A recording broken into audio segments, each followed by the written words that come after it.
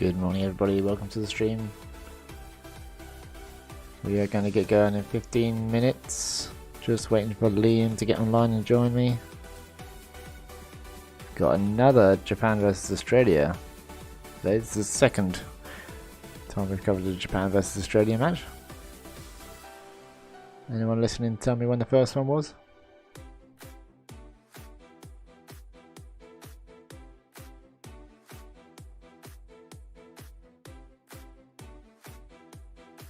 Adjusting my audio levels so nice and clear, and then we'll get Liam on and see whether that matches up to. But yeah, we'll be going live with video in about 15 minutes.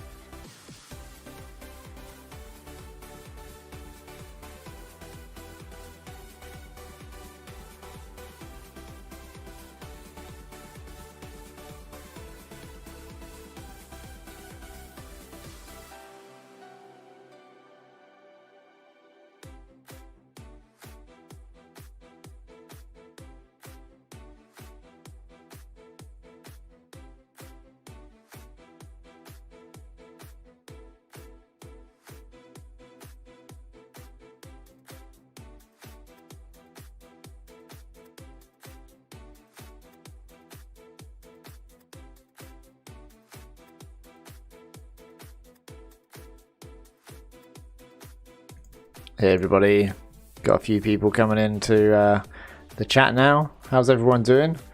Were you guys here for the last Australia v Japan game? Were you here for the last Liam Grant game as well? Welcome Liam, hello Liam. How's it going? Top of the morning to you. I am Sleepy Liam. We're going to be doing this in an octave lower than what we usually do, which is going to be fun. Yeah, we're just going to roll into it this morning. I'm looking forward to this. Benji's asking why it's so early. Why do you do this to me? Why are we doing this so early, Liam? I got a new job. Actually lifeguarding a beach. This is about, not the one where I live, not the one outside my fucking door. It's a beach 20 yards from my house, but I'm not lifeguarding that beach. I'm doing one 30 minutes up the road. So I have to go to work. I didn't think I'd start working this early, but they asked me to. So yeah, I have to work. I'm a working man these days. Are you expecting it to be a busy day at the beach today? Yeah, there was a couple of hundred yesterday. If the weather stays good and doesn't start raining, it'll be a couple of hundred again. But it was kind of chill. I'm at a really nice beach where like families and stuff go to. The one I live on, people are always like drinking and stuff, and it's like really dangerous. But this one's very like nice sand dunes, very chilled out, kind of all families. It's very peaceful, nice, and I actually go surfing a lot. And that counts. You're allowed to go surf when you're lifeguarding, so I'm getting paid to go surf. Nice. I suppose it's like patrolling, isn't it? Yeah, you just have to wear rashy and use whatever stuff and have a walkie-talkie. Have you got like red shorts and one of those floatable devices strapped diagonally across your chest? Yeah. Perfect. I look pretty groovy. Hasselhoff stuff. I have it up on my computer, Discord. I might try join with this audio. Okay. So all right, we'll go and we'll go and sort that out, and then we'll be going live in about 4 minutes. Or I can run the Patreon ad for ads. Good ad. Benji, how are you doing this morning? Did you get it? Stream. Yeah, did you get up specially for the stream, Benji? Okay, right, we'll go sort out the audio and I'll run the ad, and then we'll be going live in like 4 minutes.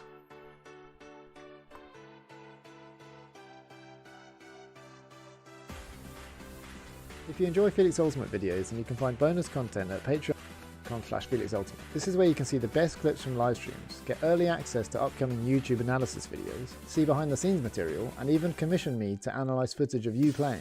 Patronage is the way I can continue doing what I'm doing, so if you value the work, please support it today. There's even a tier if you just want to watch more videos of my cat Rue, and we all know that's the real reason you're here.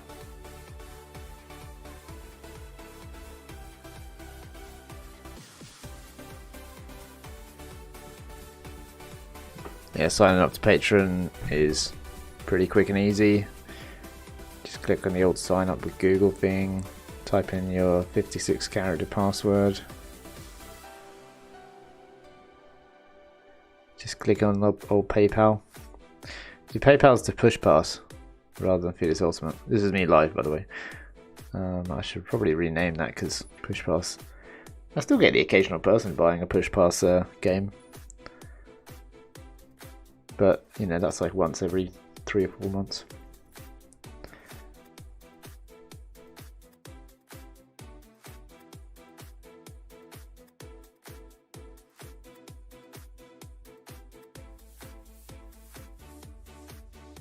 The world's craziest elevator, eh, Benji? Is that like a Roll Doll theme?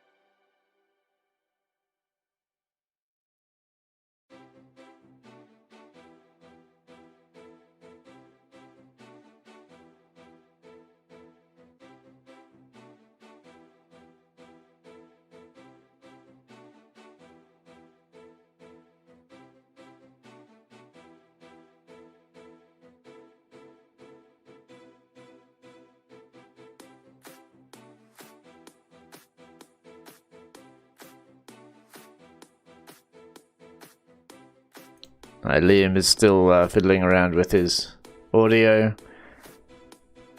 Didn't have it quite perfect, so switching between a couple of things. So stream will be delayed by just a minute as we sort out this problem.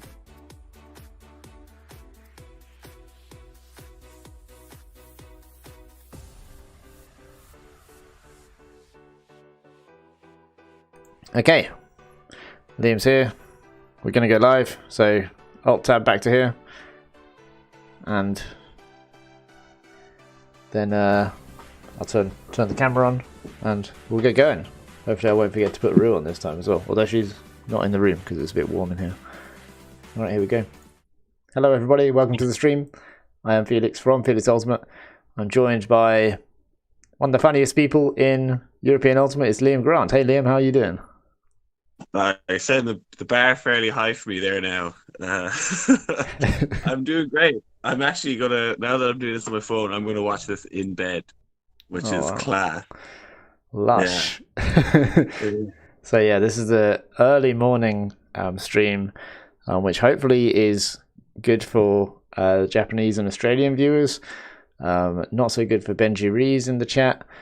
He's already complaining. But if we have any Japanese and Australian viewers, then it'd be great to hear from you. This stream is like an analysis stream for people that maybe haven't seen it before. So we will go over the play in detail. I'm really interested in Japanese strategy in particular. And we had Cupcake and Mark Evans on the stream earlier in the week from Australia. So I know a bit more about how they operate and stuff now, so that should be quite interesting. We have lots of interaction with the chat. So Liam, have you got your setup so you can see the chat as well from bed? Currently no. I wonder how I'm going to do that. Will I watch it on YouTube? Yeah. Load it up on YouTube. You can. I think you can pause the video and do pop out chat, so that then we can interact with the viewers, which is like half the fun of it. Levi, appreciate you making sacrifice so I can watch the stream live from Japan. Haha, excellent. We do have a viewer from Japan, although you probably guessed not Japanese. Sorry, what was that, Liam? I said it's all for them. It's all for the Japanese viewers. Indeed, yeah. I think it's 4 p.m. in Japan and 5 p.m. in Australia. Okay. I feel like we're hosting like a breakfast TV show. Yeah. I have occasionally called it the show. Welcome to the show. Hey, do you want to join me on the show? Ultimate AM. What AM? Ultimate AM, like soccer AM, except this is Ultimate AM. Yeah. Nice. So I can hear you now commentating on the game. 1 million people in a city that hugs the Yangtze River Delta. Gross. But it's all about the people here in Luan Sports Center. Although the sound quality on the stream seems to be really low, right? It's like fuzzy. Yeah, and that's the crickets in the background. That's all the like. Remember I was telling you about this? That like weird in the trees. There's just like millions of fucking crickets in those trees in the background, and they are like. It's loud, like you know what I mean. Like it's deafening almost. The sound of them. Like you shout when you're talking to people. That's what that noise is. Right, I see. Wow. Okay. Who's your co-commentator? Do you remember? Yep. On the spot a bit though. She'll introduce herself in a minute now. It's that Australian girl. They're adjusting to the name is escaping me at the moment. Okay. I'll remember. Yeah, we'll remember. Oh yeah, it was a weird noise. Okay. So I think we just go straight into it now, right? Oh yeah, if anyone wants to help support the stream, you know, it takes time, energy, and money for the equipment, technology, and effort. And if you want to support, if you want to get behind Felix Ultimate, then patreon.com/Felix Ultimate, and you can pledge however much you want, from $1 upwards, whatever you believe it is worth. And obviously, every single patron is much appreciated by me. This is my only job. I know, Liam, you're trying to make a career from Frisbee as well. Bit of lifeguarding on the side. It's become more lifeguarding and frisbee on the side currently, but Yeah. still trying to live the dream. One of the game advisors there, Linda, she speaks Japanese. Pretty good to have a Japanese and English speaking game advisor. That's handy. But yeah, this Japan team is all the young guns. So like, there's no Matsuno, no Tanaka, no Kichikawa. This is like they basically send like an under 30 squad. They're like, we're gonna give you guys a chance to prove your worth. So it's all like the up and coming Japanese players. No Arakawa, even though he's not that old. Yeah. Okay. They are still playing though, right? Because this is 2019, so this is like the most recent Japan footage. Yeah, no, they were going to play or are going to play the next WGC. This is literally like, we always dominate the play and do everything. We're giving you guys a chance to be like the vocal players on the team. This is what I understand. I know a lot of them went to the US Open like a few days later, including some of these players here. But yeah, like, literally the old famous guys were just like, nah, we're not. You guys go win it. So do we have rosters? Because it'd be great to like see these new players, start learning their names, knowing that they're going to be the big players and one of the biggest teams in the world very soon. Well, they are probably now.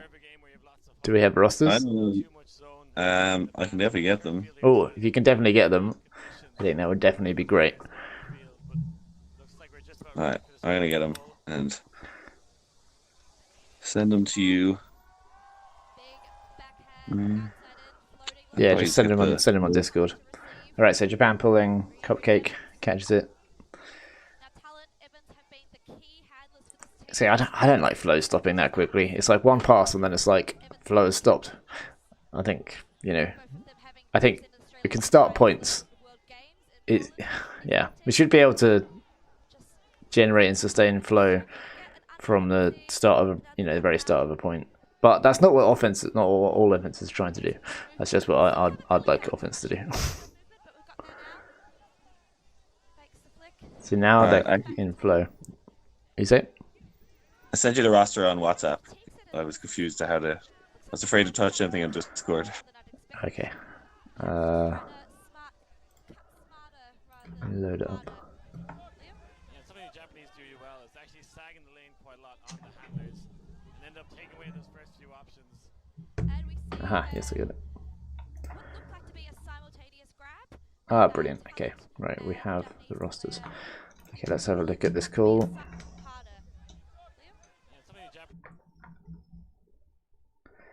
Oh, that was not simultaneous grab. This is the one.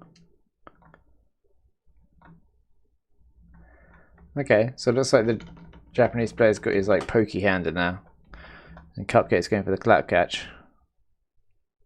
So it could be simultaneous. You could see an argument for the Japanese player getting it first. Yeah, there's that discussion of I caught it as you were about to pancake it, so it's a difficult discussion. They actually chat for a while in this. Yeah, skip it. It's very difficult for either player to really know. Well, actually, it's easy for the Japanese player in this situation to know. And that is Shima Shogo talking to Cupcake. I mean, quite a big statement, catching the disc at the same time as Cupcake on the first point. There's a lot of Cupcake early on. Yeah, check out his hands. They're like caked in chalk. And like as the game goes on, that turns into like Play-Doh mulch because it's if we remember, it's actually 40 degrees Celsius right now as well, and that's like an Astro pitch as well. So it's just insanely hot. Like he said, it was the hottest he's ever played in. Oh, really? Wow. Well, we got a suggestion for a game from Sohan. Nice catch. Oh, did he drop it? Oh, it's a foul. So he catches it. Ah, right, yeah, because it's like he's saying he wouldn't be on the floor. Oh, look at him sweating! Oh my god, he wouldn't be on the floor if there wasn't contact and foul. So shorts there is number 12. Ah, Ikeda Rui, number 12. Yeah. Yeah, so Sohan suggests the AOUGC 2015 final. That's Japan and Australia as well, is it? What makes that game so great? I actually haven't watched that one. And Benji, what sounds unbearable? Oh, right, the 40-degree heat. Yeah. Oh, that's Don't worry, a we great don't catch. sound unbearable. We don't what? I said we don't sound unbearable, thankfully. Worse than Mordor. Hello, Aaron, in the chat. Yeah, so we had Mordor is a reference to when we were at, was it in Hungary? Yeah, Hungary. It's in Hungary. And there's like one field. What was that cut? Did you see that? Oh, they're just rewinding. There was like one field that was quite nice in the stadium and stuff, and then there's another field which was like just a little walk away that was on this like rubber crumb, and it was like sweltering heat, and the rubber like just emanated this heat and the stink as well. So the camera crew, when we were going over there, it was like send a crew over to Mordor to try and cover the game that's going on there. Oh, Universe Point game on 2015. No, that's the recording quality isn't great on YouTube. That's a shame. Yeah, I like the quality to be quite nice for these streams. Japan have done really well here to stop Australia throwing it deep, and as I say that, they immediately throw it deep to Cupcake. So this is something we noticed actually just when we were browsing at this game, is that it's not me on camera one, and I don't think it's even a frisbee player on camera one. So they're watching the frisbee object rather than actually watching all the players. So Toilet goes deep basically from the handed position, and calls for the switch. Shogo calls for the switch, but it looks like it gets picked up too late. Yeah, there's the switching player coming off this player here. And it's a lovely throw from Mark. Yeah, they do a lot in this game, Japan, of kind of playing last man back. And we can't see it, but definitely there's a couple of times where they do switch. And I think the Cupcake coming from that handed position catches them out a little bit. They're not really ready for him to cut from that spot. But they were going nowhere for so long there, Australia, swinging over back. So long, that yeah. was working. It's like 5 minutes into the game already. And I think this player cutting under with taking the defender with has probably helped to the miscommunication on the switch.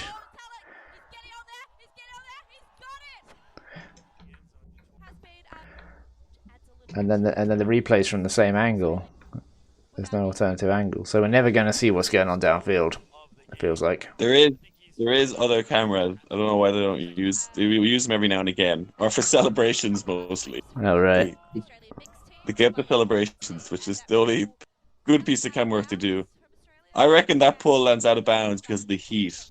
I swear you could see the discs like sitting for longer because of like the heat coming out of the ground. Like it was again the hottest tournament I've ever been at. Like I felt like this traveled differently in like the heat and air or something. I don't know if that's a hot take by me. Hot take. Have we got any physicists in the chat that can back us up? What was the altitude like? We're pretty much at sea level. It's in Shanghai. Shanghai, which means beside the sea. So we are at sea level. And what kind of wind? Nandan asks. There's wind coming upwards out of the ground. That's the only wind. There's a bit of a travel there, and then a miscommunication. So bricked pull, and they're surrounding the disc. Look at this camera angle. So they've got players behind the disc here, which okay. So I don't like that, because if they get the disc, then they're actually disconnected from everyone else. Let's just start drawing on the screen a little bit. So if the disc goes over here, then I see this as being like one option, but then this is like a bit far, and then there's like just all this. They're connected to space over here, but they're like a little bit disconnected from the play. Whereas if you pass to someone who catches the disc here, then they'll have connections like all the way across the field and behind. And so when you have players like this that kind of poach off into the throwing lane, then there's kind of two approaches to it. One is like you go further back, so that then they have to, so that you're completely free, or you go like across to the other side, so that they have to like run across in front of the throw or whatever. But then the kind of less explored is you actually push forward, and then position yourself. So you got the disc here, and then you're here, so that then they have to stay tight. If they don't stay tight, then the disc goes to you, and then you're actually better connected with the rest of the field, able to make an immediate continuation. But that's like hex flex stuff. And then this travel here, you see after he catches, just a little one, little catch, and then little step, and then that step forward. It's a very common one. But if you did it the other way, so Matsuno will usually catch, and then he'll step this way a little bit, and it's kind of more noticeable because it's less common, and it's very effective because he's then able to get the around break to the end zone with his lefty flick. Yeah, I think it's definitely something Japanese players do. They almost try to round to get momentum into that huck, you know? So it's almost like they've went up line in a way. Yeah, it's like generate a power position through the travel. Yeah, Ravi. Yeah, that's exactly what the current thinking is.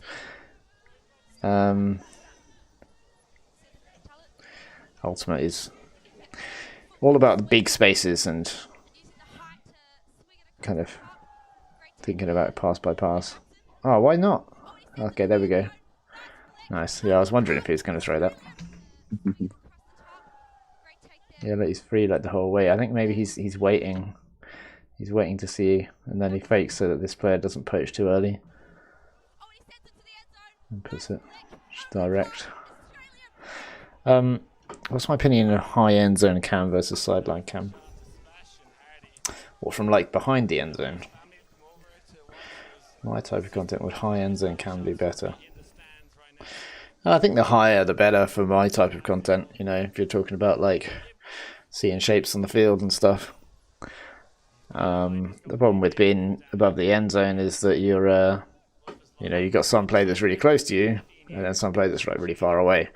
And I think you have to be almost like higher up for it to kind of like look as good. But I've filmed hundreds of hours from the back of end zone, stood on chairs. So it can be nice. Like, it's actually really nice to see like cuts developing and things when you've got the cutter or the thrower like closer to the camera, and the other one just further away. That can be pretty cool. But so long as it's a high view camera, then I think it's kind of, it works from the side. Hey, Rue's arrived. Hello, Rue. So we got to 50 patrons recently, which means that I've bought a webcam that's going to be solely trained on Rue for a few streams. Oh. She's bearing my room is really hot, and so she's bearing the heat of it just so she can be near to me.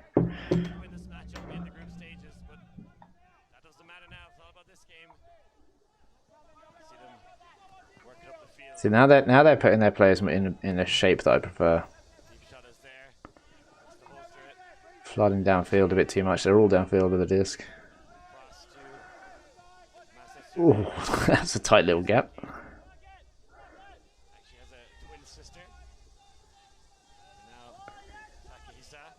Yeah, I like 77 positioning there.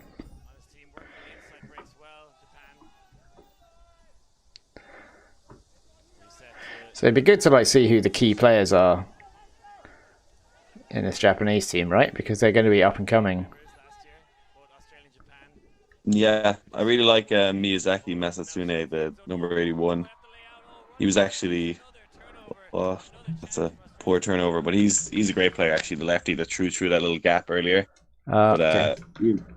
he makes lots of great plays during the game. Just that guy there, yeah, he's actually lefty. I think he's going to be the 81. key player for them. 81, this guy here, yeah. Yeah. I know that's that. I think he's actually like 6 foot something as well. He's not short. Right. I quite like that throw. I love that throw.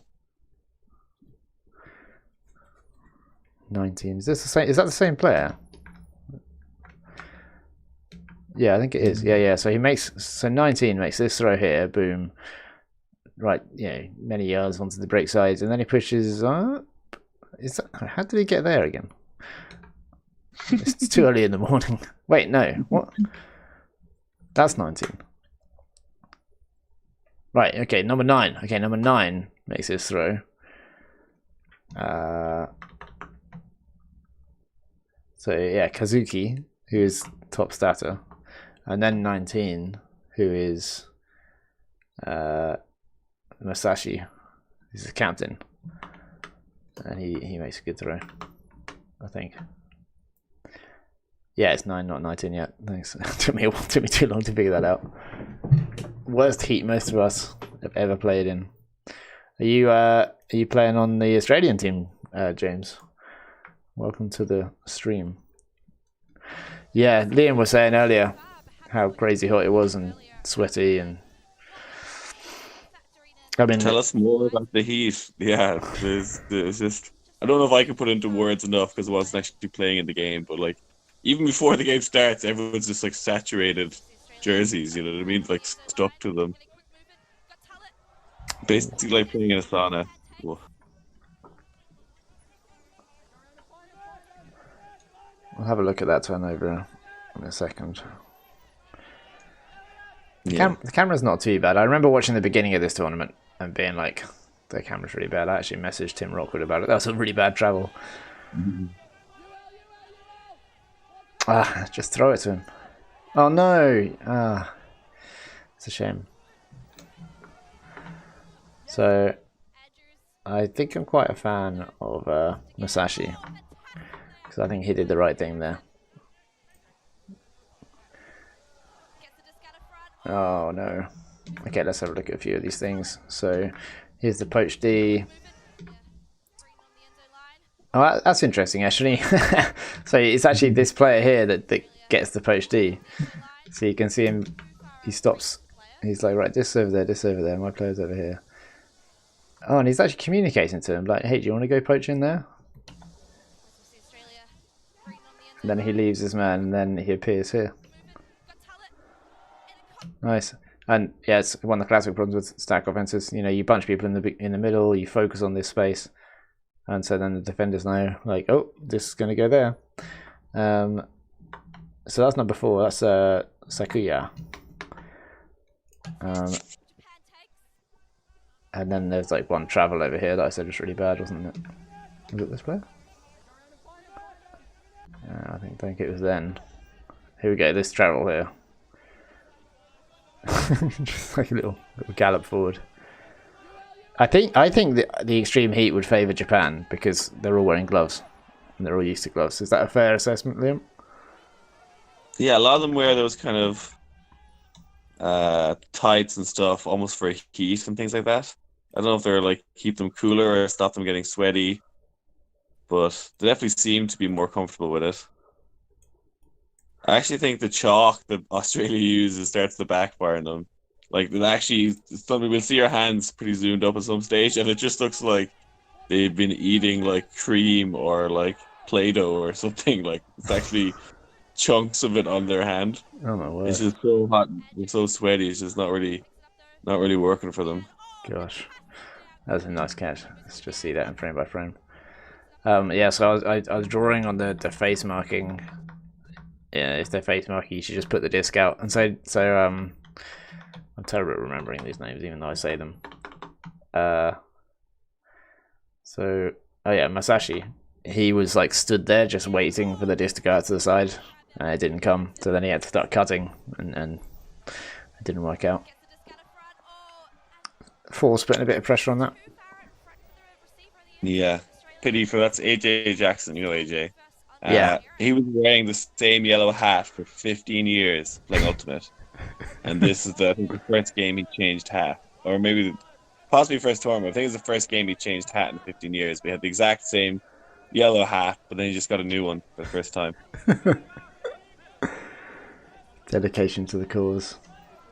Yeah, that's unfortunate turnover. I actually think he's like low key amazing player for Australia. I think he actually plays better for Australia than he maybe did for Clapham. I think in this game he plays really well. Besides that turnover, but I think he's a great player, very smart player. I'm trying to find Levi. Oh no, I'm trying to find James Bray. Yeah, he's number 8. James Bray is number 8 on Australia. And he's in the chat. Yeah.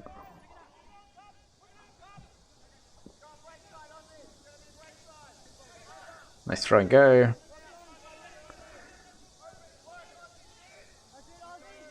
He looks very confident. Ooh. Oh, terrible travel. Yeah, stop doing it. Right, James Bray widely regarded as one of the best defenders and players in Australia. Hello.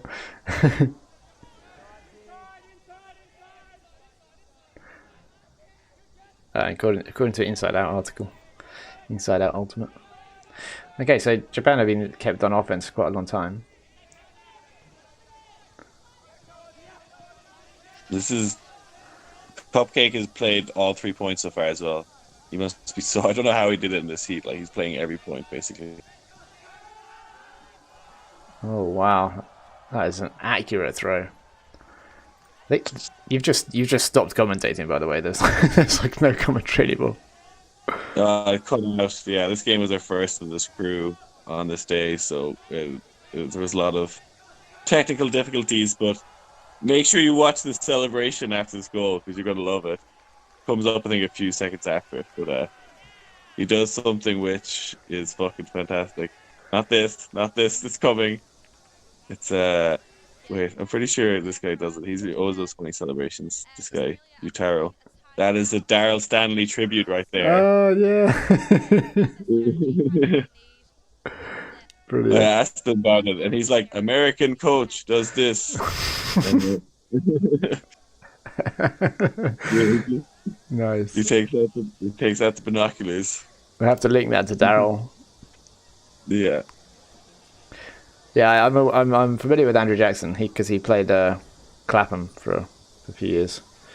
I met him and I had a chat with him at a tournament or something. Levi plays for Mixed Masters. What was that? Was that ice? No, it's ice. Yeah. Just rubbing ice into his ears. Okay, commentary's back. Oh, okay, pull goes out, it looks like. So we didn't get any confirmation about whether yeah, okay, interesting. In or out? About whether the heat makes the disc float more or less.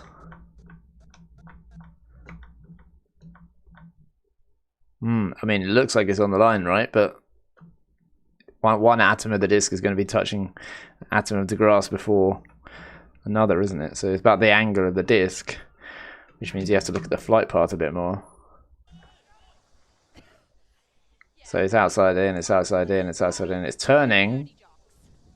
I think it's inside out with the front edge going down, which is still right on the line.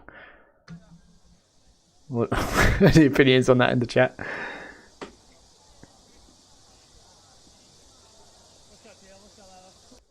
Yeah, very tough to call.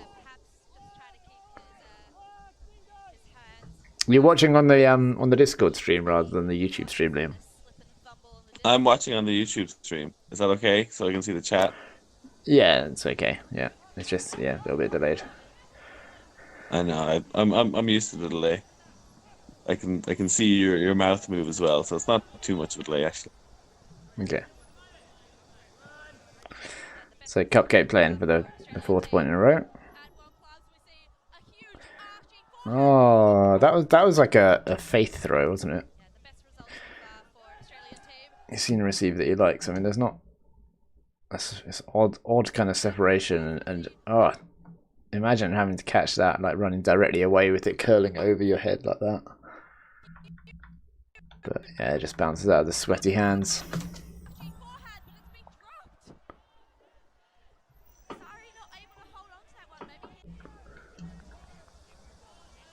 Oh yeah, he has to like look over one shoulder then the other and then adjust again. Really, his team, if he left it for his teammate, it would have... well, I don't know, actually. It wasn't easy for his teammate either. He might have had to lay out. Wow, that must have been a massive travel.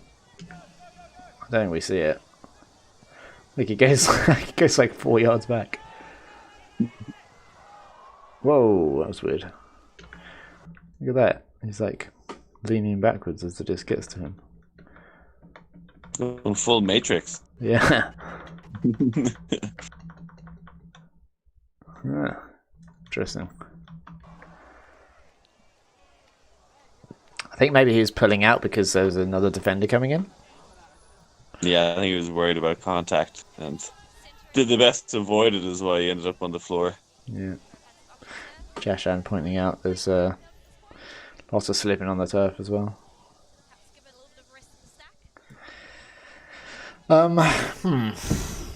Yeah, I want to see some innovative strategies from Japan.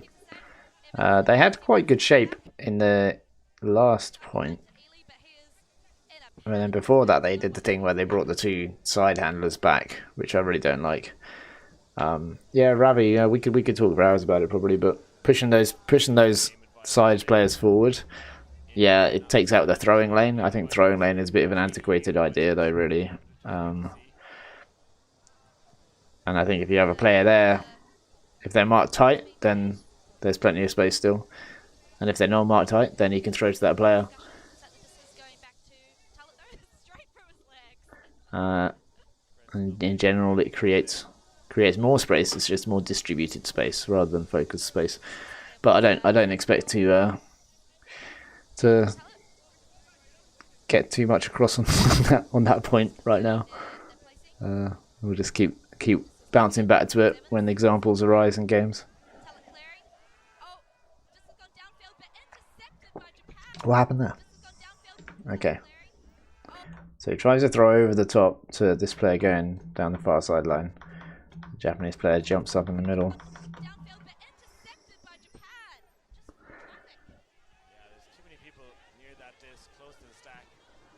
Oh, nice little fake. So yeah, Japan don't surround the disc very much, which I like. Oh yeah, nice D. Oh, he lands on his ankle, looks like. Goes up to D. Nice. But then comes down on the ankle, maybe? The left ankle? Oh, maybe like that. No, the right ankle it is. The right ankle, so maybe as it comes down here. And then, oh yeah, it's that step there is on it, I think. Possibly. I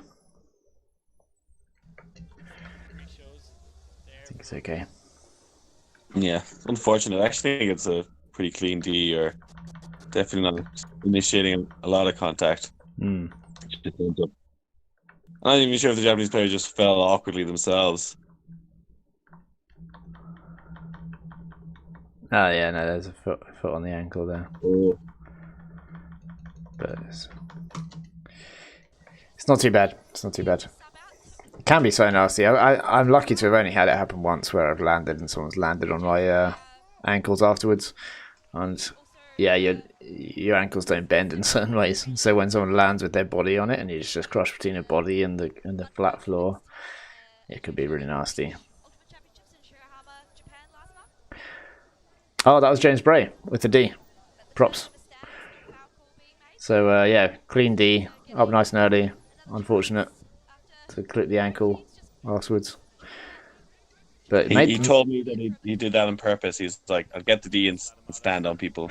That was his. Disgraceful. Just kidding, James. Nice D. There's some sweaty Chinese people.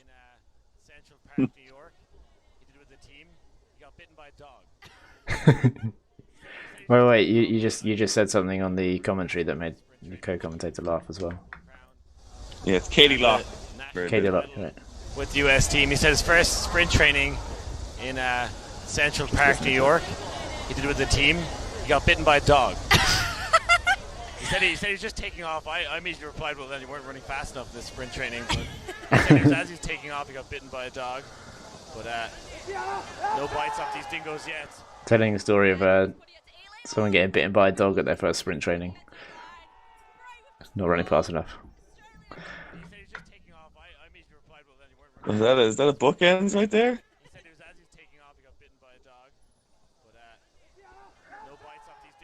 Flick hack. That was like Japanese offense, that like lateral cut to straight into the hook. Yeah, James Bray in the chat. There he is. Got the bookends. See, yeah, you don't have to throw the chalky disc when you catch it in the end zone. Good work, James. Good thinking. So you say it's like Japanese offense? Well, that first cut you see comes like across, as opposed to like cutting under or cutting deep. He cuts flat across, and then almost uses that like sideways momentum to generate a hawk. You know, I feel like Japanese players do that a lot. A lot of them their initiating cut is lateral, and then they almost try and round the corner a tiny bit to get space to throw a hawk straight away, like stall one. And I think it's really good. I think it's a really good style of offense. I feel like this, American European Ultimate, you're supposed to like cut towards the disc or away from the disc, as opposed to like across the front of a stack or something like that. But I think it's a good way of, it's not really an up the line cut, but a lot of time you can use your momentum to help with the huck, I think, even when it's lateral as opposed to up line. Yeah, I think you're right. He does well here, very good line awareness, basically. Just to get that foot on the line before throwing. That would have been unfortunate if he hadn't done that. Had to bring the disc back in or whatever. Yeah, and I wonder why that is. I wonder whether it's because the space in vertical is like vertical down the sides, and so you expect it to go into that space and cut towards or away. And then in horizontal, if you go directly laterally across, you're kind of going through all the lanes. I know it's not like it's like a simplified understanding of it, but that could be related to why we don't see many lateral cuts in traditional conventional offenses. Tons of them in Hex, of course, but I feel like I've talked about Hex a bit much. Got to keep my eye on it. I'm going to talk a lot more about defense in my YouTube videos soon. I'm making a flex defense YouTube video, which is basically like countering vertical stacks, forcing the stall count to get high just from the first look. And it's very exciting. Flex defense is very exciting, and I think more people are going to be trying flex and have tried Hex. And Hex has been tried all around the world already, but flex is like, it can make sense. You've got nothing to do because you're on defense. It's great fun. Super interesting and exciting. Builds teamwork.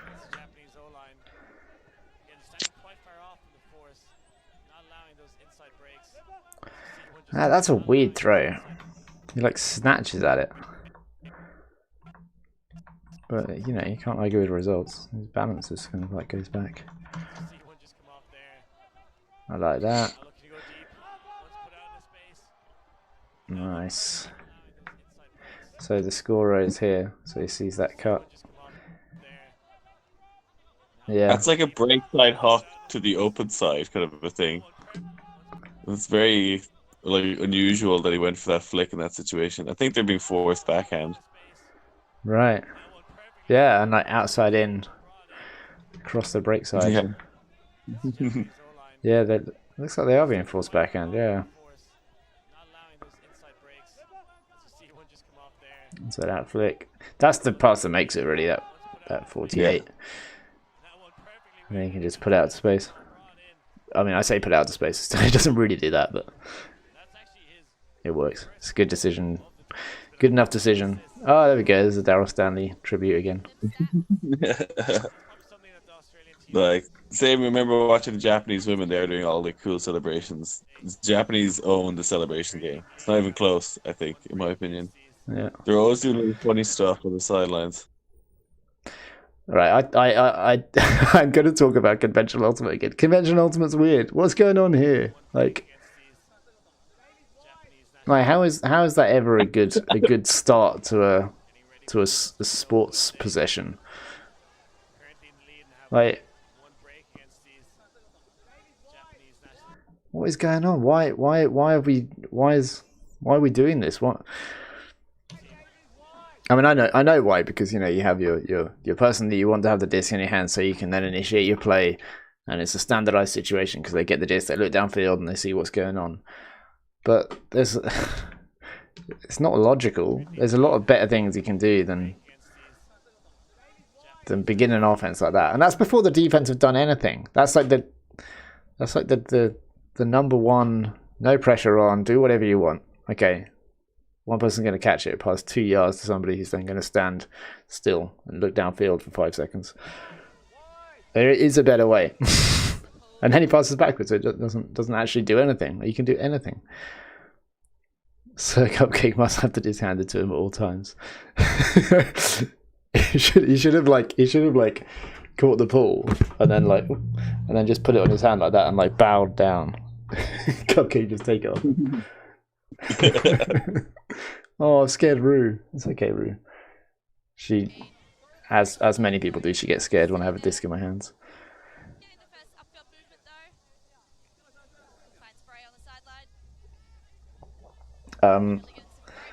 Yeah, I know.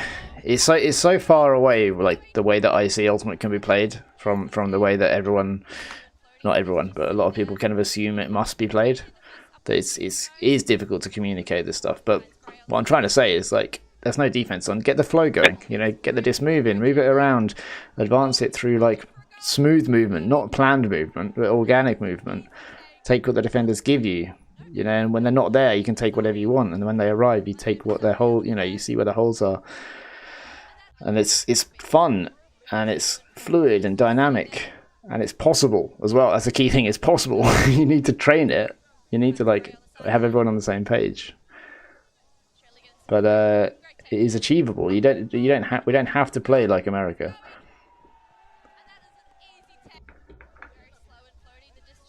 People are getting very good at playing like America.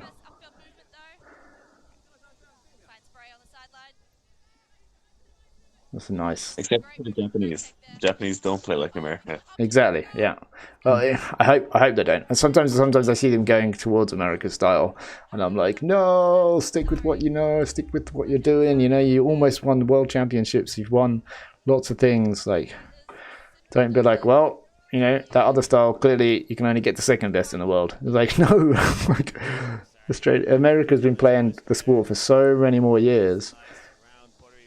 That they're bound to be good at whatever they do, and other countries shouldn't be trying to beat America at what they do. You know, they should be trying to find a way that counters America. They should be trying to find a way that's different to America and become the best at that. America won't know how to play against it for a start, but it's just incredibly hard to beat someone at their own game. And the sport is such a great sport, and it's so versatile and dynamic that there are other ways of playing it. There are other possibilities. Other avenues to explore. This is a forced water break. What does that mean?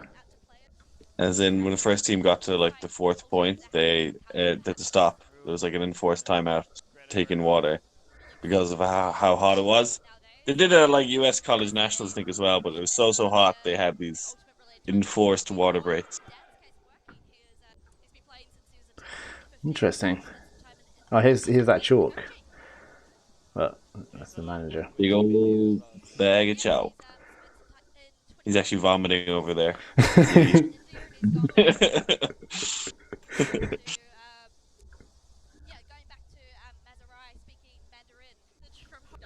If James is still in the chat, I'm wondering, like, did the chalk transfer onto the disc at all? You know, like after, with so many people having chalk in their hands, particularly Cupcake, who's touching the disc a lot. I'm wondering, does that transfer onto the disc? And if so, I think it's actually, that's against the rules if it did. Right. Well, kind of like cricket, like modifying the object. Yeah, I'm pretty sure it's in the appendix. You're not allowed to use stuff that like would transfer onto the disc in any way. Right. Okay.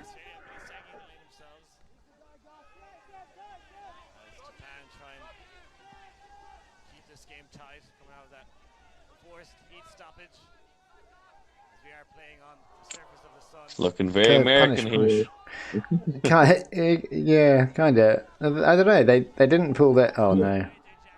They didn't pull their side handlers back very far. Oh, Rue's just like stretched out as long as she can be. Yeah. Yeah, I don't like it very much. This is definitely a theme of my stream. I'm just like not happy with the way Ultimate's being played, because you got that, and then like that is the window you got, right?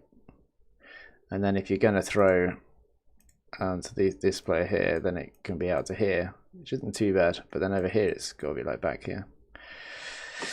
Yeah, it's kind of in between. It's in between because he is slightly forward.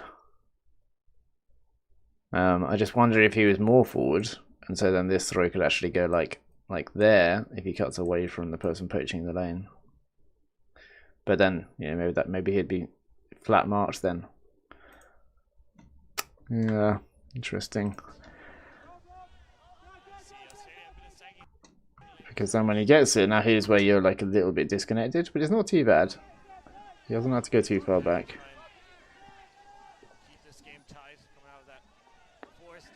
I think that pass was unfortunately led a bit too far out. I think he could have been more direct with that pass.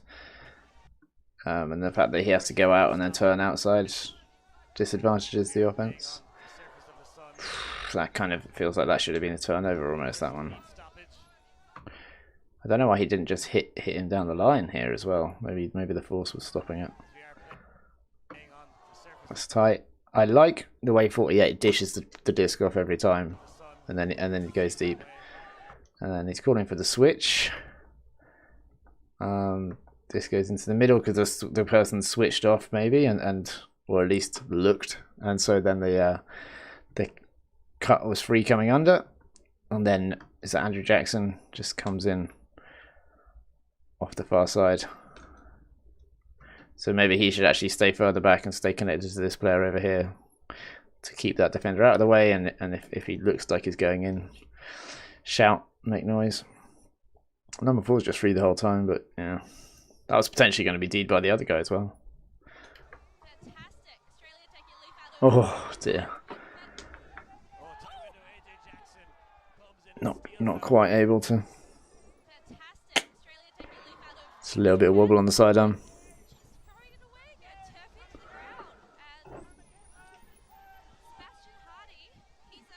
That's unfortunate. AJ is very good at those Ds.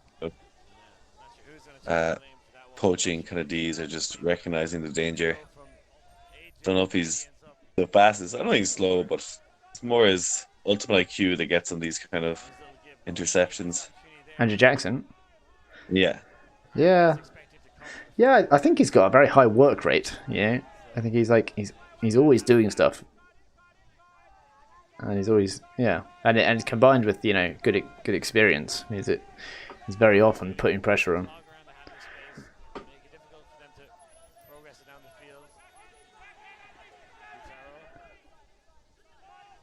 Oof, what a throw! Nice.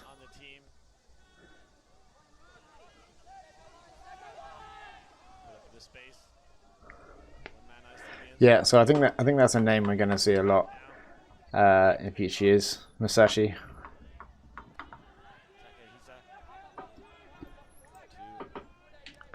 Here he is.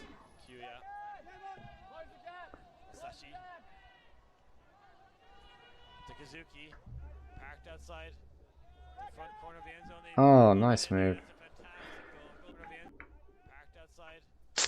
You see, he just like rotates his shoulders. Parked outside.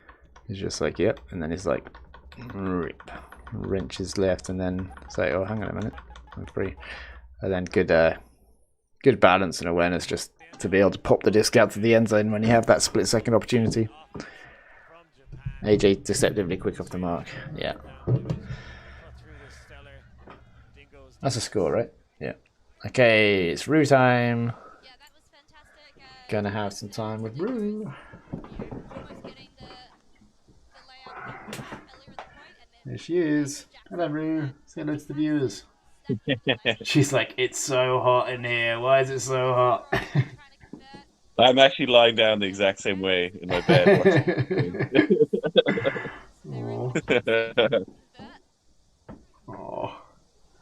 Yeah, just like stretched out over the desk. Showcasing Wise on the D line. Gets a great block and then throws away. Aw. Like any classic D line player.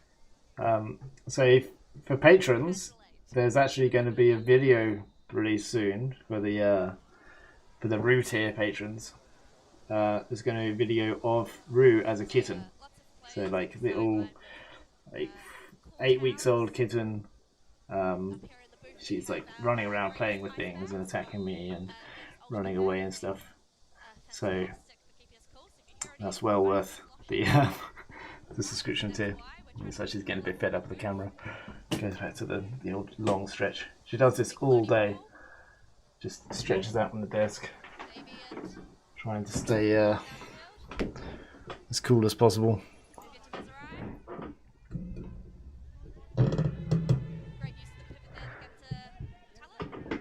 Soon she'll have her own camera.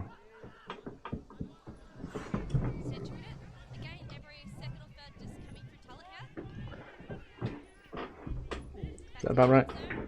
That's about right. Great downfield cut there from Edie. Moving to that far sideline. Bray fakes the inside once, twice. Pushes it round to Talent though. No surprises. Oh, low option for Evans, but scoops it up. There's a lot of patient offense. You can tell it's different to American style actually, because America they huck it way more frequently, I think. Fantastic work. Gets the Ooh. around. The oil. Oh. Oh no. Oh, my words are not working. I think the amount of touches Cupcake gets in this game is just ridiculous. Like how many times he actually My words are not working. touches the disc. I don't know, it's not a stat we record, but he plays pretty much every point. He's so involved the whole time. Mm-hmm. Evans going for that low inside flick and this did not come off at all. Uncharacteristic. There's the word. Japan have the disc now. Shogoshima. Looks like there could be an injury called. Davey coming off the field. He doesn't want to play any defense. He's just strictly O-line man. That guy is a Davey who just came off the pitch there in an injury. Pretty much every time the O-line turned over, he called injury. He's just like, I'm not playing defense. See you guys later. It's a bit questionable, isn't it? Japan uses opportunity to bring I know. There's a Nomadic Tribe Goat game where I'm pretty sure Goat took tactical subs, and I was gonna send it to you as a little like clip we could do. I was gonna put it together because I think that thing actually happens in Ultimate far more than people realize. That like take injury calls to bring on someone else onto the field. Right. Yeah. Do it. Put it together. Send it, and call them out. It's always great to call out a few Canadians. You know, in a while. Yeah. Oh wow. No, don't call travel. Okay, good. There's 2 instances in that point where they could have called travel, and they didn't, and I was very glad because I would have got mad. So like here, he throws it. So there's like a foul, right, by like sliding into the guy's legs. So it's a little bit dangerous. It's dangerous because, yeah, that's fine. But then when you land and you're going into someone's leg here, if they had like a straight leg locked, then you could break an ACL. So that's a bit dangerous. So he gets knocked over, and then he does travel, right? But I'm like, don't call that travel because you're on the floor. You're never going to be able to get a mark on. You know, if you fouled him, he's allowed to do whatever he can to regain his balance, not call the foul, keep the flow going. You know, like I would not be happy with that foul call. No, with the travel call, even though technically it's correct. I think that wouldn't be fair. And then they pass it over here. I like that kind of dump swing kind of thing. Good motion, lateral cut, using that momentum to then get into the power move. It's the same guy this happens to again, I'm pretty sure. Yeah, really? It's Ryoma Katsura. He's class. He's the best guy on their D line. Right. He played O-line in 2016. Oh, okay. So he catches it and then gets heavy bump, so another foul. And he's left the field like just next to this white dash here, right? Let's rewind it a little bit to see that. Yeah, he's left the field like there. So then when he comes back on, he's traveled by like a meter. So this guy could be like, well, if you were there, I'd be in front of you. But he doesn't call it, which I'm very happy about because he only traveled really because he was fouled, you know. Yeah, I think he doesn't call anything because Pete Ely there is just like, I bumped him. I think he almost feels bad about it that he just lets them score almost. Yeah. Ryoma Katsura took a heavy hit there. You see him putting his He's got smashed twice in that point. Yeah. Warrior. He's a really funny guy, actually. Really happy dude. Oof, he got a shoulder to the eye. Yeah, and Pete is not a small dude. To let you know that guy's a tank. So I love how he played through that contact. Like, I understand if anyone wants to call foul or stop play, but quite often it's your own advantage just to keep playing. Just to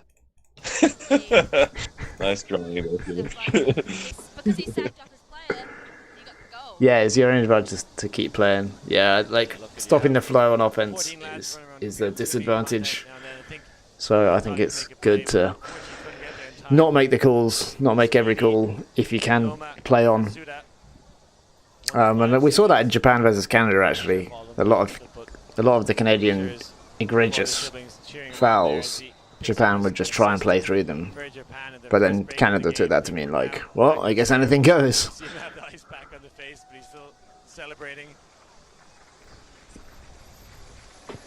We'll be seeing all three Japanese teams in the finals today, both in mixed and women's. Yeah, look, they've been the favourites in every division so far. All of them undefeated.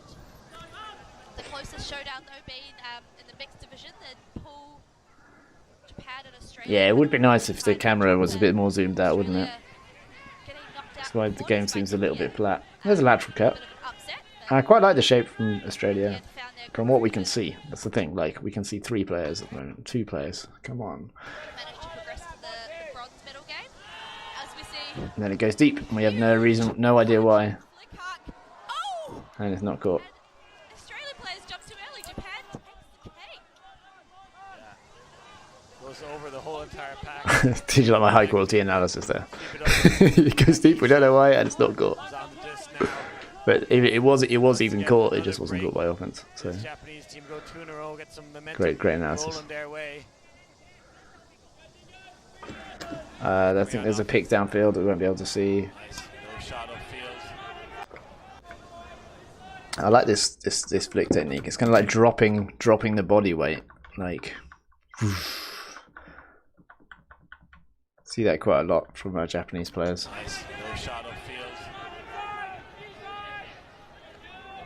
Field now.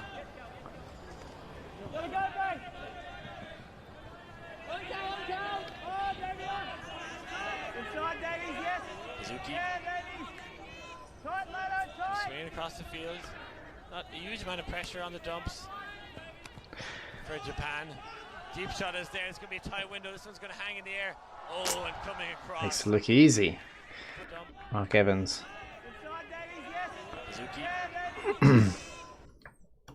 So here's that setup with the players a bit further forward. I don't know why he fakes at this. Maybe he's trying to bring the defender in. And then when he hits it, then he goes up line. And I guess if he was further back, then the disc would have gone further back and he would have gone more laterally to get it here. Whereas because he's forward a bit, the disc can go laterally and he can go downfield.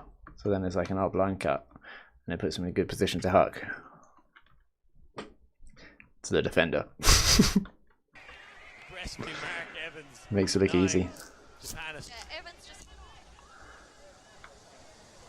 Oh, quite a bit of contact. A talent shoot.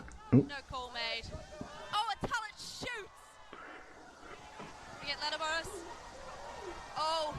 Oh wow. He takes it off the D. Oh, good composure as well. I would have preferred the lefty backhand, but you know. Oh. He takes a lot of contact there, doesn't he? No call But we can do slow motion. I forgot we can slow it down like this.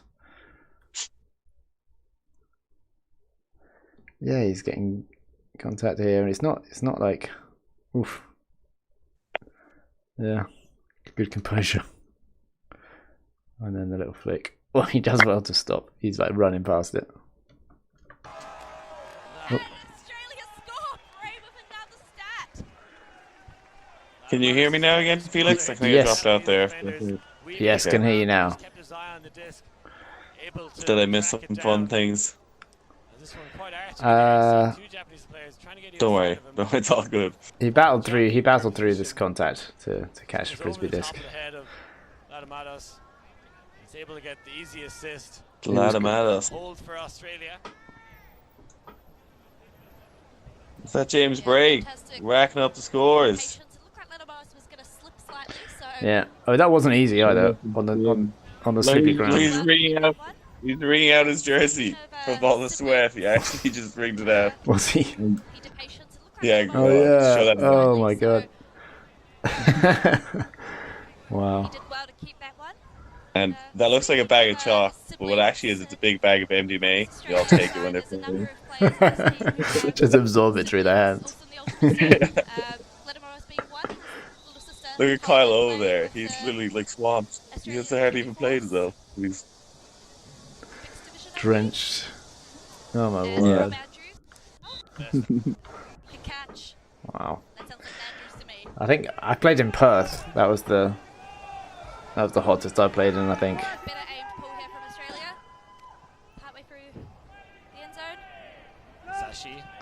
So now they've got players behind the disc.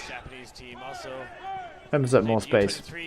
And revisiting this, yeah, if defenders are marking 1-to-1, it does make more sense, arguably, to bunch your offensive players together, because then you can bunch the defenders together. If you can get the defenders to bunch together, it's going to be good for offense. So it makes sense, the prevalence of 1-to-1, strict 1-to-1 defense, even when the opponents are stacking. It just makes sense to continue stacking. It's but I do feel like the stack versus 1-to-1 is like a rabbit hole that the Ultimate has just decided, yep, this is the game now.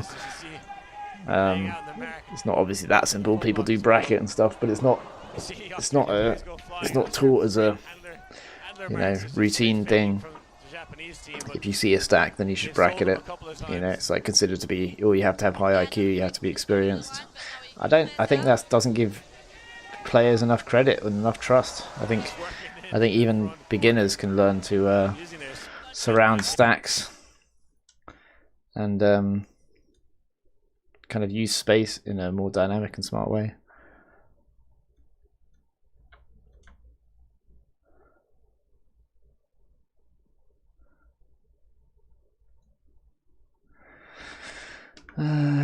So this is it's open side, I think. He just powers onto there and manages to bend in. God, he's shattered. Bursting pick so far. One position anyway. Yeah, that's ultimate. How are people finding the early morning time of this stream? Is it? I mean, I'm wondering if most of the people watching are from Australia, if there's people from Japan, or European people. It's 9:05 in the morning, 10:05 in the morning in Central Europe. Are you having your morning coffee? What's the opinion on the early morning stream? So I think we'll have one more early morning one, won't we? Next Wednesday, right, Liam? Yeah, Ultimate AM, the new breakfast show, sweeping the nation. Wow, nice. Nice.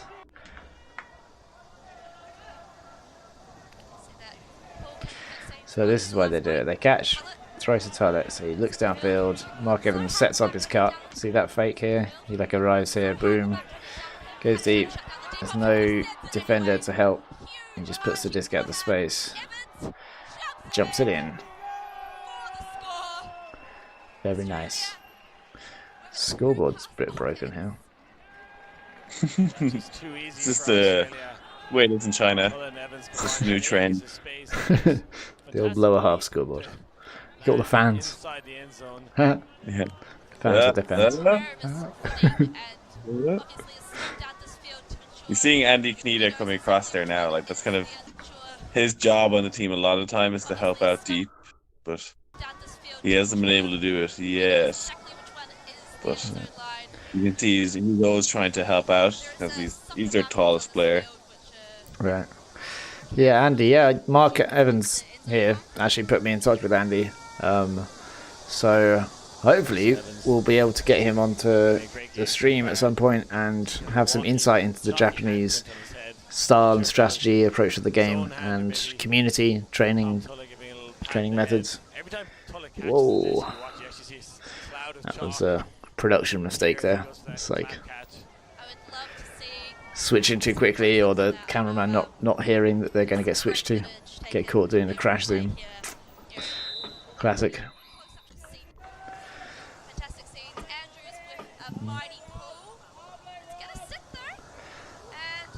Oh, what a pull. Oh, it rolled onto the line. He should walk it up. It slid onto the line. Japan right in the back of their own end zone. That was a fantastic pull. Just a hang time alone. Good smothering of the offense by the defense here. From Australia.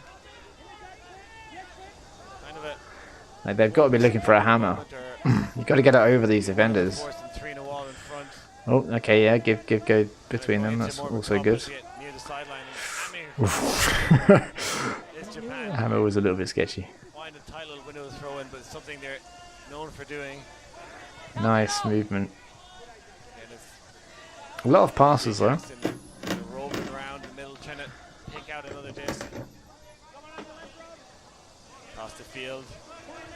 Kazuki.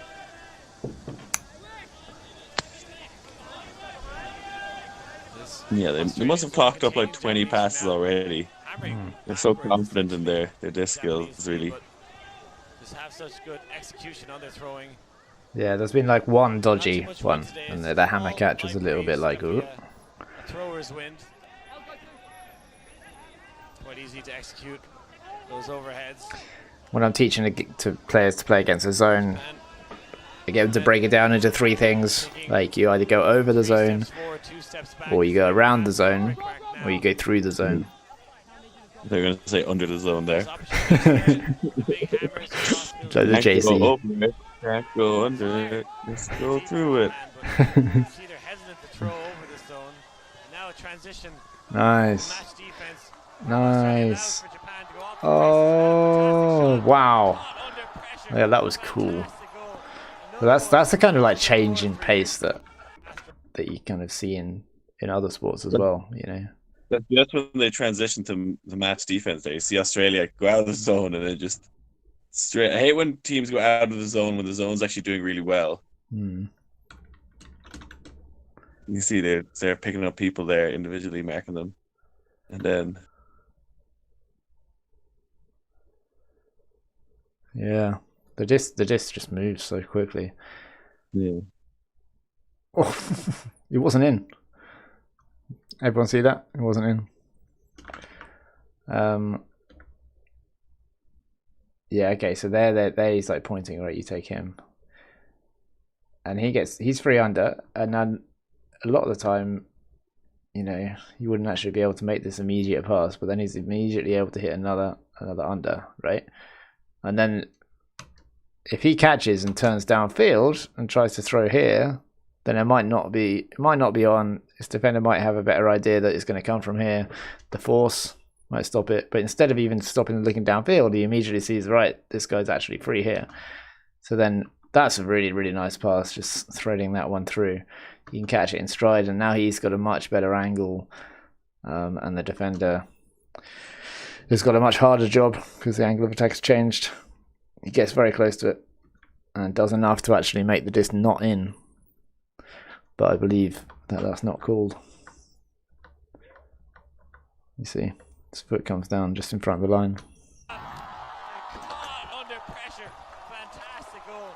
Another one on the board for Utah. The old Callan would have gotten that D. Yeah, we see it. Newman getting horizontal there, just fingertips away from getting that D, but Utah had the. It's such a low hawk as well. It's not really something you see No. in the West. Ultimate, just like chest high hawk. Tight window as well. I want to know who the player is that makes the assist of the assist. I want to say like the devastating throw, but so it's nice. It's nice. That's the one. Is that 88? That's Miyazaki Masatsune. Yeah, the guy I said I like. Good choice.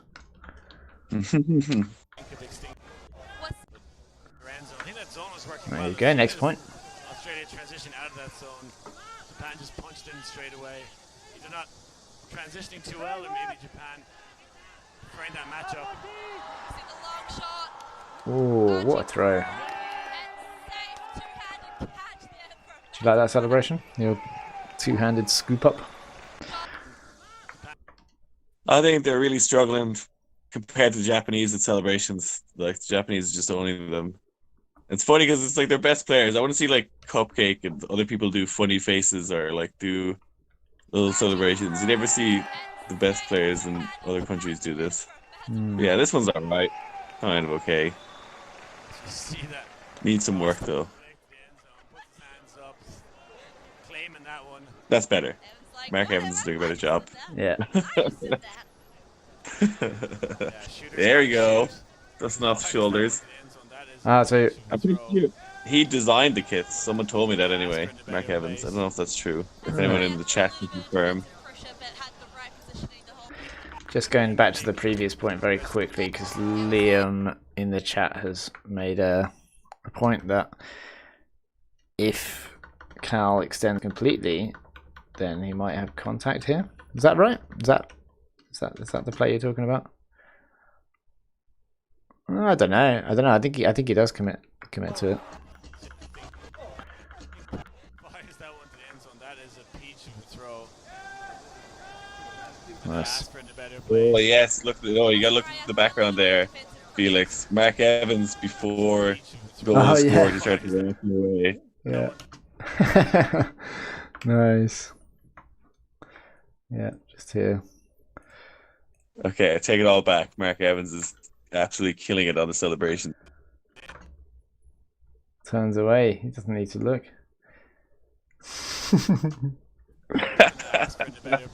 That's class. Azariah threw a little bit of defensive pressure, but had the right positioning the whole run. Definitely caught it this time. Just came over his right shoulder, able to track it the whole way. Back the end zone. Australia, another pull just out the back. Yeah, just out. So I think We still haven't had any physicists chime in as to whether the actual updraft from the heat on the ground is realistically affecting the frisbee. I imagine it is actually. I mean, there's been a lot of pulls right to the back here, and it wasn't like a particularly short field, was it? No. Yeah, I think it must be that. Also, being at sea level's the best it can be as well. Shutting down the Japanese team game, something that got great enjoyment out of all week long. In Slovenia in 2011, we stayed on top of a mountain, and it was weird throwing around because the disc would just drop out the sky. Launch deep. He's going to try and jump it in the end zone as well. The answer back with a great hook. I feel like it's hard to do tactical analysis and strategical analysis. This, you know, we've got that thing. I mean, the reason why is partly because of the camera angle, right? And we've got that thing with the two players being behind here, and the poachers coming off. It means that window's smaller. And then he's able to, if he's able to actually move forward to get the disc here, that's really nice, but he has to go backwards a little bit. But it doesn't matter because there's someone 3 deep. Quite 3 deep as well. But we don't know how he got 3 deep. This is why you should always employ Felix Shardlow to be your camera 1 tournament directors.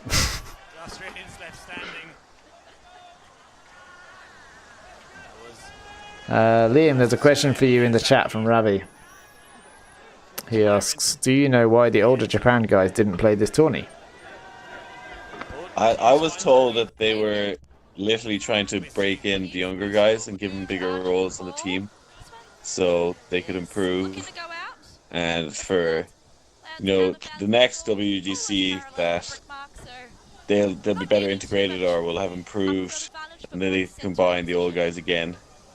But I think that was basically it. Like, for, you know, the last 15, 16 years, it's been a lot of the same guys, you know, being the offensive playmakers for Japan. So they want to give some of the other guys a chance to prove themselves. And I think the idea was to be better for developing the team in a whole. That's what I was told.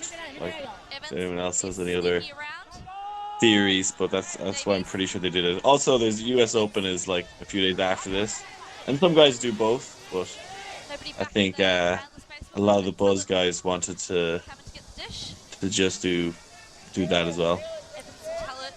Yeah, it makes sense to rest before the US Open a little bit.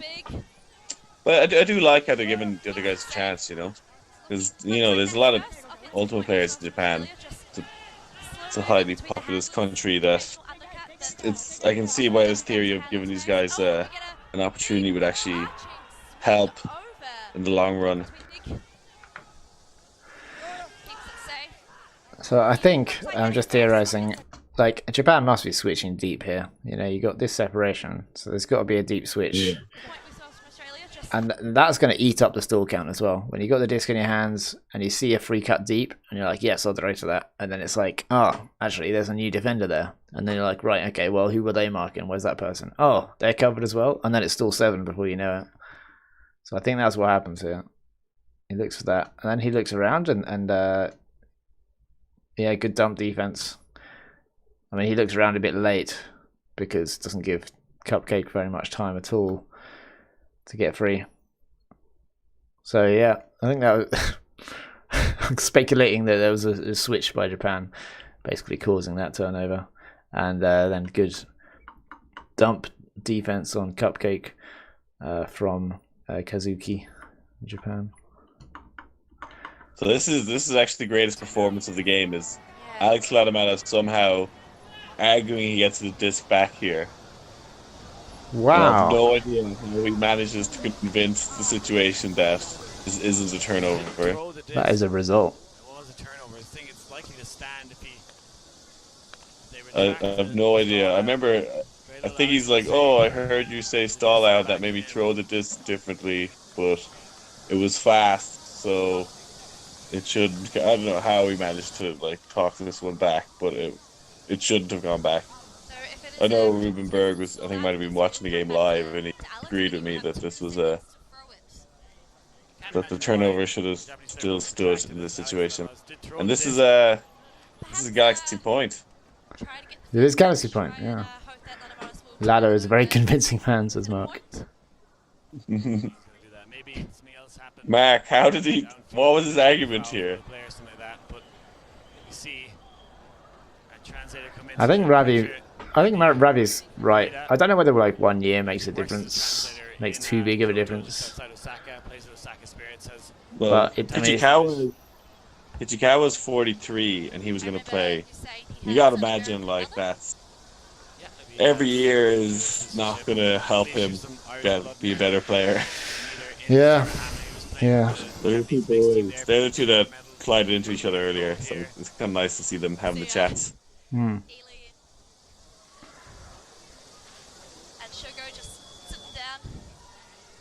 Yeah, look at the difference in size between Pete and your man, and then Andy here is actually the tallest of the three. Right. He has an American mammy. What's with this weird yellow patch in the shorts? It's weird. Mark designed them. Tell me about the. Tell you, maybe design the jerseys. Over and join the AUL. I think it's the strength of his eyebrows is what is winning the argument here. What team would you Yeah, People get lost in them. And he's that's a it. very good looking man. I think I'd say Yeah, you want the frisbee? Sure, just take the frisbee back. That sounds good to me. You could use him. You got a big flick hook on him. Andy actually works as a translator as well. Handy. So I'm unsure why yeah, it's his actual job, translating things. Super nice guy. Can't hear because of all the locusts Yeah, or whatever they are. interpretation of the rules. Grasshoppers. they're Throw fucking the disc. crazy things. It's a turnover. I don't know if anyone else that was there remembers just the noise Track of them. that stall out. So how does he win this argument? It's baffling. It doesn't make any sense. You threw the disc and it was a turnover. There's no. was caught. If I remember correctly, his argument was, "Oh, you're counting fast. Said stall out, and because you shouted stall out, that put me off my throw. Yeah. And you were fast counting, so it isn't stall out. But you're saying it put me off the throw, so I want it Yeah. back." Why this one is I think that was his argument. I think. Yeah, Japanese people do age slower than other people. That's definitely true. Don't know if that's acceptable to say socially, but it's also the truth. YouTube actually flagged that comment. Even the algorithm knows. It's not good.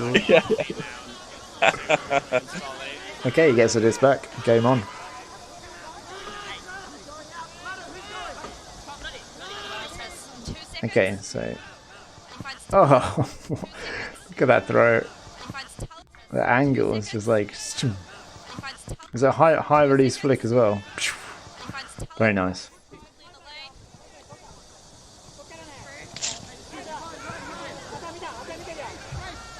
Oh, oh, nice bid. I like that angle, but Oh, yeah, it feels like if he was imagining that the field was actually lateral and that the end zone's like over here, and then imagine he makes that cut, you just lead it out to the space over here, don't you? But instead, because he's thinking it's a dump cut, so therefore it has to be like behind. Yeah. arching throw. Tell that I find that it can be quite interesting just to reverse change the field dimension like that, or alignment, and then be like, now the throw looks easy, right? Especially when it's people are throwing like backwards dumps down the line, like they're so unwilling to throw backwards dumps down the line. Like imagine if that was actually forward into the end zone, easy to complete it. Giant knife. Does well to read it and get up there. Multiple turnovers in Galaxy Point. Yeah, flatter throw, yeah, Ravi. Just flatten out the space. Bit of touch. Putting touch on your throws is super important. I'd throw around with freestylers. Throw around with the freestyler, you'll find your weakness in your touch. And also your ability to spin on your finger. Like clap catching is like the worst thing you can do when you're throwing around with freestylers. And throwing them the disc fast with not as much spin as they do is like so you gotta like learn to like rip the disc like that to like get the spin on it and get it to not move forward. It's a whole new skill, but then it's useful in Ultimate. If you can throw a really slow disc in Ultimate, then it kind of like adds a new dimension to the game. Yeah, you can use time a lot better. That's a great D. That's a great D. Very nice.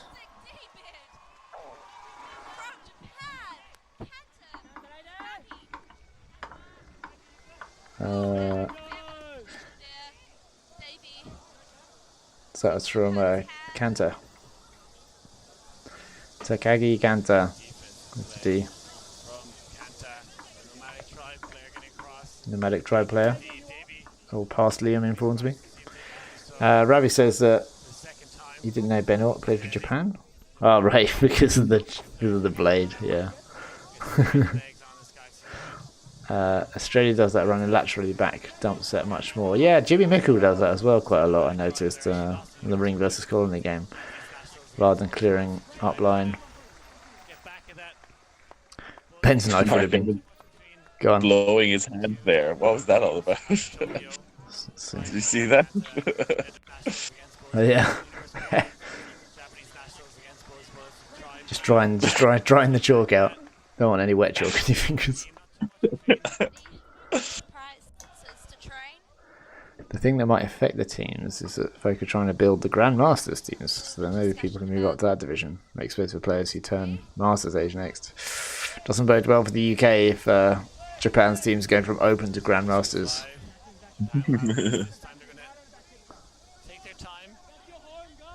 I think Mark Evans is actually just cooling his hands down. It's so warm, he's just trying to like lower the temperature of his hands. Yeah, it feels nice actually. That roof.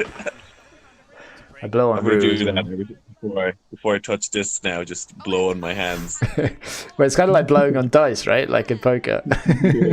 Not poker, but yeah. Whatever it's called. Wait. What is it called? Where you roll the dice down the thing. I can't remember. It's got like, yeah, craps, yeah. Craps, that's it, yeah. That's the way. Speaking of crap, this Galaxy Point. Yeah. Actually, this is a really fun Galaxy Point. There's more exciting stuff to come. Just get the bonus bit of brew. If I blow room. I think she likes being blown. She's so warm. Watch out for that scorpion room. Oh no, watch out. Yeah. Oh yeah, on the mouse mat. Exhausting day already. Oh, look at the fanning that's going on. I want someone to stand and fan me all day.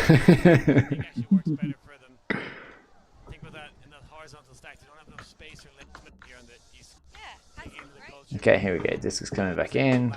Who started this point on offense? Do you remember? I'm pretty sure it's Australia. Yeah, it's Australia. Started on offense. Oh, Rue just did the cutest thing.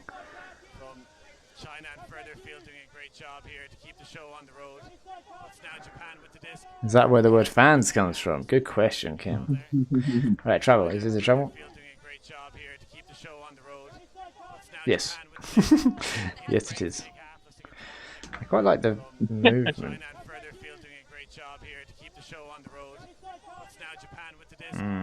Wow, interesting throw. Like, you see, imagine that. Like, someone just cutting and then looping around and you just throw the inside. That feels like a hurricane type thing. Exhausting day. Welcome, Greenie. Best way to get rid of a mark. Yep, just run away from them.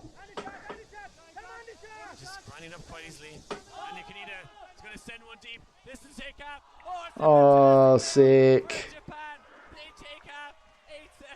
Alright. That was a nice catch to end Galaxy Point.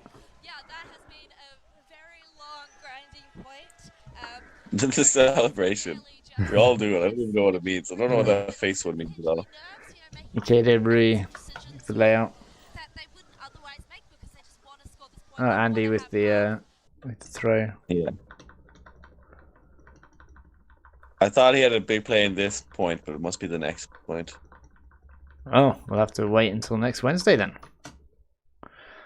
That's sick. Let's watch it again in He's celebrating as he's sliding on his belly as well, which I like. Brilliant. It's kind of like Scorpion kind of catch, isn't it? Yeah. This one is dedicated to Felix's mousepad.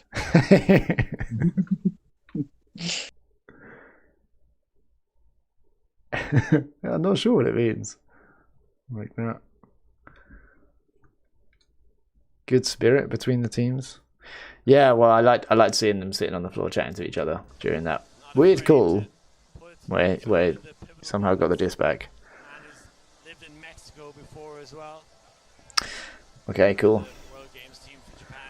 Massive moment in the The game. time is 9:30. Halftime now, it's a 7.5. So we will continue the next half on Wednesday probably. I'm going to talk to a couple of people, Andy being one, to see whether there's a time that they can make it and that you can make it, Liam. That would be ideal. Yeah. It'd be great to get Japanese insight. Anyone in the chat that's Japanese that speaks English and knows Ultimate in Japan, then do get in touch as well. Felix at felixultimate.com. Let's have a look at what's going on Patreon.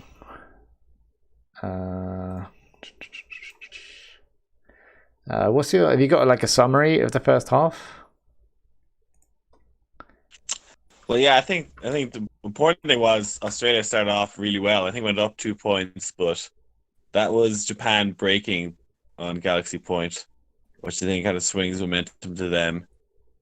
There's a lot of hucking that worked for Australia, but maybe unlike the Japanese women, the Japanese men were actually able to get some Ds on the Australians. Like you remember we did the women's division game of this, and every single like sky ball, the Australian women won. But that's not really the case in Japan. They're actually able to compete in the air with Australia, which comes into play as the game goes on. But yeah, really exciting game. I think there is actually a lot of great spirit between these two teams. Compared after watching that like Canada game, Japan game, which was so awful, and then this is like you can tell there's a lot of respecting the players, a lot of friendship. They're always trying to like make friends with each other, and it's just nice to see how the game should be played. Oh, Kidden! Yeah, that's right. You got a bit of bonus Roo content right now. Just show you the beginning of this video that I put together for patrons. Look at little kitten Roo. I thought that was spaghetti for a second. Just dangling spaghetti around. Oh, little kitten Roo. Oh, look, she's got it. She gets it and runs off with it. There you go, look, she's got it. Now take it somewhere safe. That's my go board in the background. Okay. I'm afraid that's all you're getting. If you want to see more of that video, then become a patron. How's that carpet? The carpet is very retro. Yeah, I think it's it was the rug, wasn't it? A big old rug. Yeah. It's the rug. Yeah. Yeah, it was a bit retro. It's like an old place that I used to live. What I'm going to do is show you this. So, no, you don't want to see that. That's my calendar. Show you this schedule here. Here we go. So we've got all the patrons here. So shout out to all these patrons making it all possible. There's so many now that if you're not a patron yet, you should get involved. Patreon.com/ReadersUltimate. Just takes a second to sign up. It means a lot to me. All these names. I know you're in the chat, Benji. Jack, who's the most famous Frisbee player called Jack that you can think of? Jack Hatchett. Jack Williams. Jack. Yes. So that Jack is one of those Jacks. And then here's Liam up here with the upcoming film session. So 1st of July is next Wednesday. That's when we'll be doing the second half of the game. You first hosted with me on the 29th of April. And then here's all the archived games. So more and more of the streams are coming patrons only, to encourage people to become patrons and to obviously give patrons value for money. And we're building like a community. So speaking of which, have you got 15 minutes to come onto Discord and have a chat? Do I? Yeah. Do you? Yes. I would say 10 minutes maybe. 10 minutes. So I have to go to work really soon and I've not had breakfast. Yes. Sweet. Okay. Well, let's head there then. So I'll put a link in the chat, and if you want to come join for we're not normally on Wednesdays. Well, no, not normally. We'll either like chat politics, you know, what's going on, or we'll chat about coronavirus. You know, I think it's important to kind of chat a little bit about these things because you know they're big events that are going on in the world right now. So we're gonna. There's a link to Discord. You can head there if you're not a patron. You can listen in, but if you want to join in with the chat, then become a patron for $1 plus.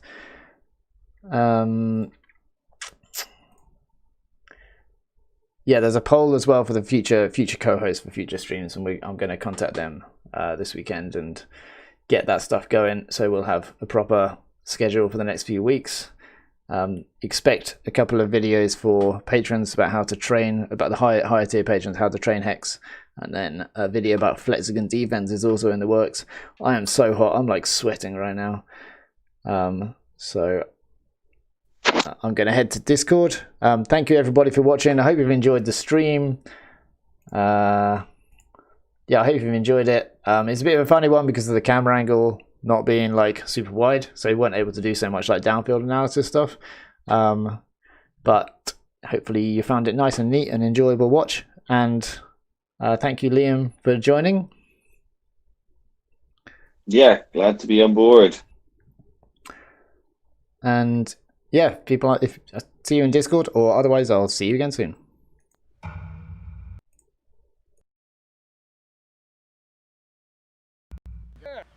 Yeah, she good. Oh yeah.